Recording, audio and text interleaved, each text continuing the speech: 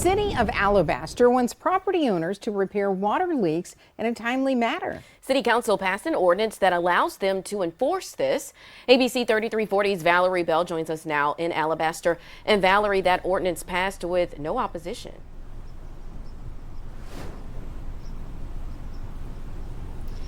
None. A public hearing was held prior to council approving and adopting this ordinance. The main goal is to protect renters from surprise high water bills. The Alabaster Water Board provides water for more than 35,000 customers.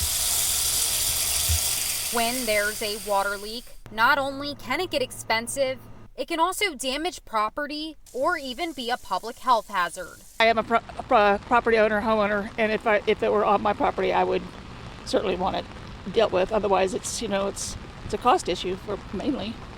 So I'm sure it is for everyone. Under the city's newly adopted ordinance, it is the property owner's responsibility to repair leaks.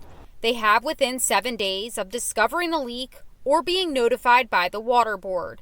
If it's substantial, they have 24 hours. Whether you're a single-family homeowner, whether you're someone who owns property and is renting it, whether you're in a multifamily complex like an apartment, this ordinance will protect everyone. Alabaster Water Board General Manager Laura Kuhn says this was the City Council's way of being proactive after being approached by renters with excessively high bills. In the situation where like an apartment complex is master metered, if the apartment complex doesn't promptly take action, it affects the resident's water bill. It doesn't really affect the apartment complex. Now, if repairs aren't completed within the time frame outlined, a fine of $50 can be issued for each day the violation continues.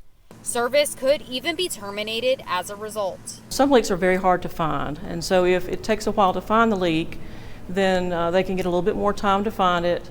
And if they're cooperating and working with the board and the city to make the repair, those fines can actually be waived. Resident Pam Moser says it seems reasonable to fix a leak in a timely manner.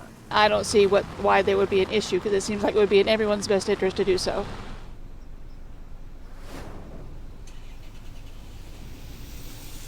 The Alabaster Water Board does meet tonight at 6. Members will receive a copy of this ordinance, but no action will be taken. Again, this has already been approved by council and is already in effect. Live in Alabaster, Valerie Bell, ABC 3340 News.